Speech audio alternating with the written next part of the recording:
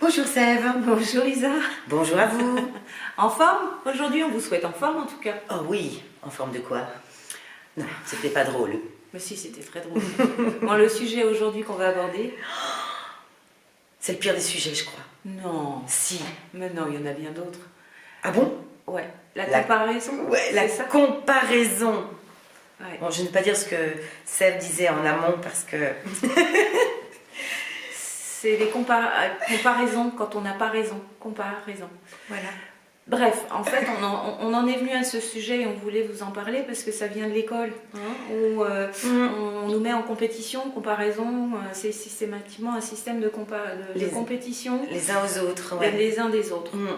Et nous, on est plutôt pour dire qu'on est unique. Voilà, et que du fait qu'on soit unique, eh bien, on n'a pas à comparer. Tout à fait.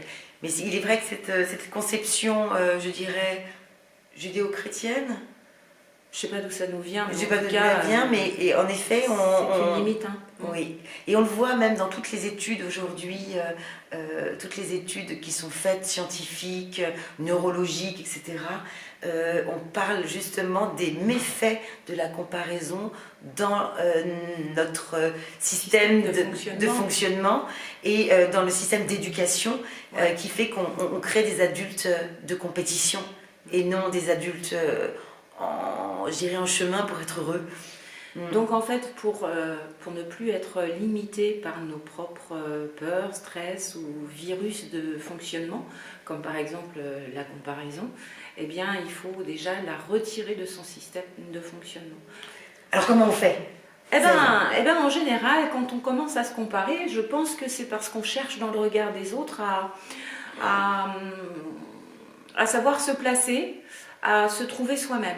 Alors, est-ce qu'il ne faudrait justement pas arrêter de chercher dans le regard des autres à savoir qui l'on est, mais plutôt aller chercher en soi, à l'intérieur de soi, de savoir qui on est vraiment. C'est ça, c'est-à-dire que l'autre ne doit pas nous définir, on doit se définir soi-même. Ouais, dans une situation, vous allez faire quelque chose, vous allez avoir 10 personnes en face de vous et vous allez avoir 10 avis différents. Alors, vous n'allez pas pouvoir tous les suivre. Quel est votre propre avis? Vous faire votre propre avis et votre propre sentiment, et c'est de prendre confiance en soi. C'est ça, donc c'est-à-dire accepter d'avoir un point de vue différent de l'autre. Ça, c'est quelque chose que j'ai mis beaucoup de temps. J'ai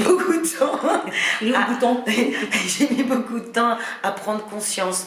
J'ai eu la sensation, moi, quand j'étais jeune, de n'avoir aucune personnalité parce que pour me faire aimer et accepter, voilà, puisque c'est ma quête d'être aimée et acceptée, eh bien, je cherchais à être comme les autres. Et donc, je me suis rendu compte à un moment donné que ça ne servait à rien. Hein.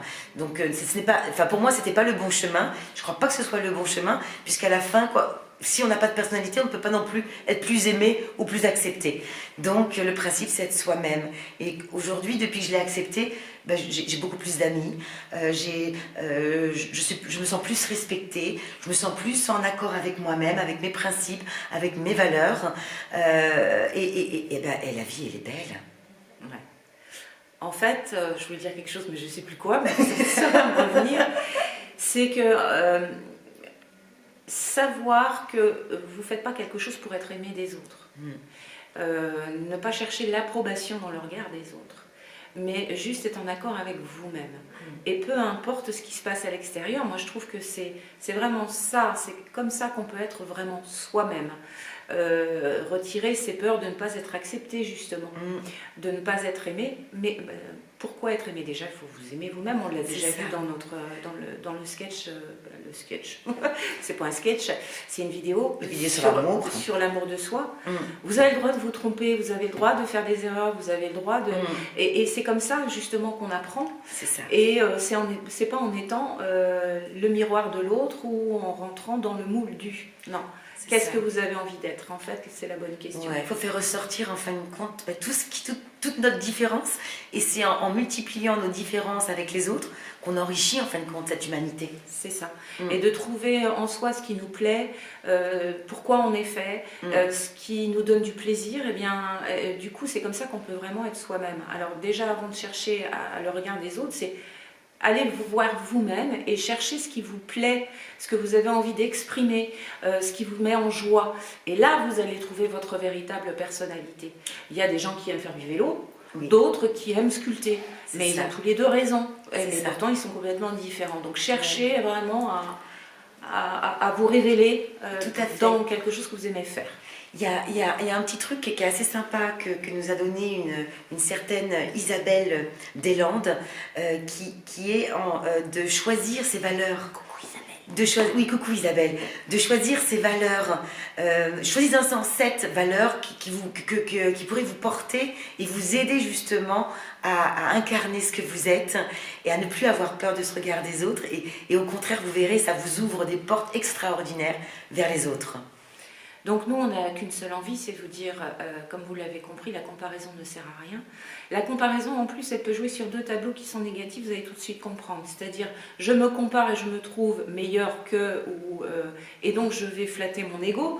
Et l'ego, c'est pas du tout ce qui nous fait fonctionner, c'est pas pour être meilleur et se revaloriser qu'on veut se comparer, ou dans l'autre sens en disant il est ou elle est mieux que moi, et du coup on perd confiance en soi. Donc dans les 2 cas, vous voyez qu'on ne joue pas sur les bons aspects, donc retirez complètement de votre système de pensée et de fonctionnement la comparaison. C'est cela. Voilà. Merci. Voilà pourquoi et comment. Merci à vous. Et on vous aime, alors aimez-vous aussi. Aimez-vous aussi. Des gros bisous. Gros bisous.